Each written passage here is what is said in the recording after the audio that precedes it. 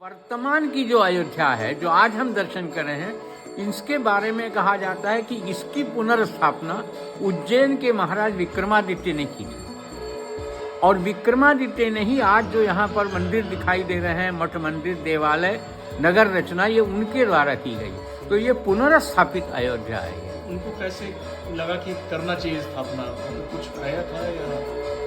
हाँ, अब देखिए, आप विस्तार में जाएंगे तो बहुत लंबा समय लगेगा, लेकिन संक्षेप में आपको बता रहा हूँ कि जब विक्रमादित्य राजा यहाँ पर आए तो यहाँ पर जंगल था और जंगल में कुछ चिन्ह के स्वरूप में कुछ स्थान थे।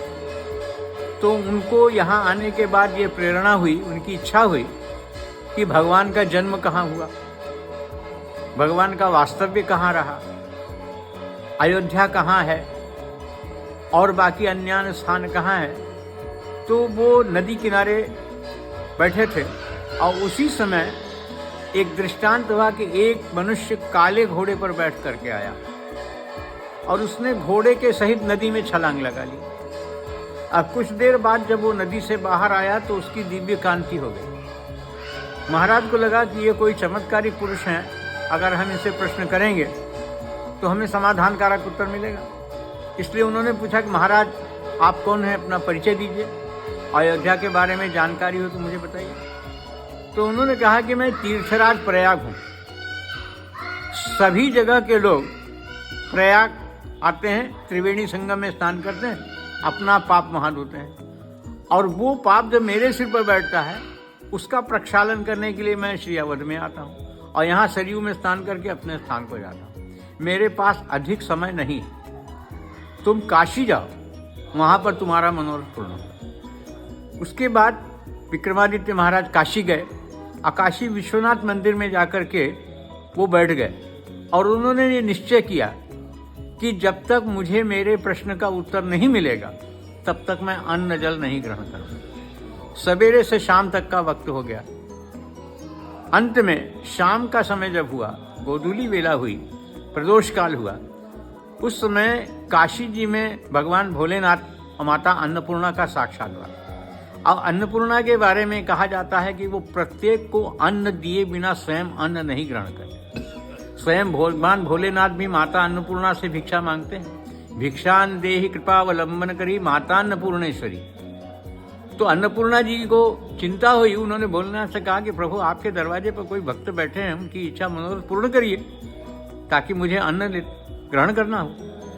तो भगवान भोलेनाथ एक वृद्ध ब्राह्मण के रूप में वहां पर आए। उन्होंने राजा से पूछा, राजा ने अपना मनोगत बताया। फिर उन्होंने एक पुस्तक और एक गाय, दो चीजें उन्हें दी और कहा कि इनको ले जाओ, पुनः अयोध्या में जाओ, सरयू नदी के किनारे जाने के बाद इस गाय का पूजन करना और इसको चरने के लिए छोड़ देना।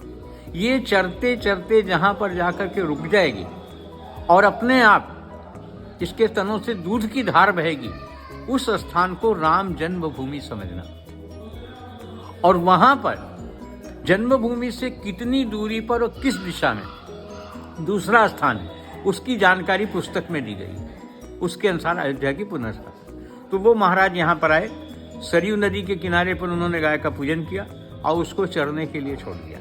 वो चरते चरते जहाँ पर जाकर के रुकी और अपने आप दूध की धार बही, वो स्थान को उन्होंने श्री राम जन्मभूमि के नाम से जाना और उसी स्थान पर 84 कसौटी खंभे के ऊपर भव्य और दिव्य राम मंदिर का उन्होंने निर्माण किया।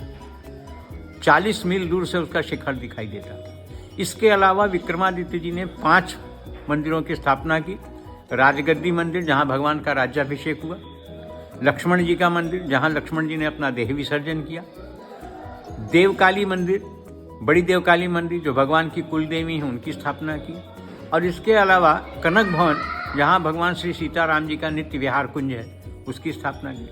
और 2 मंदिरों का उन्होंने जीर्णोद्धार किया। एक हनुमान जी का, जो हनुमानगढ़ी कहलाता है, और एक नागेश्वर नाथ जी महादेव जी का, जो लवकुश के द्वारा नदी के किनारे पर स्थापित है वो। तो इस प्रकार से 7 मंदिरों की उन्होंने विक्रमादित्य जी ने स्थापना की थी। ऐसा इस अयोध्या का संक्षेप में इतिहास है। बहुत बहुत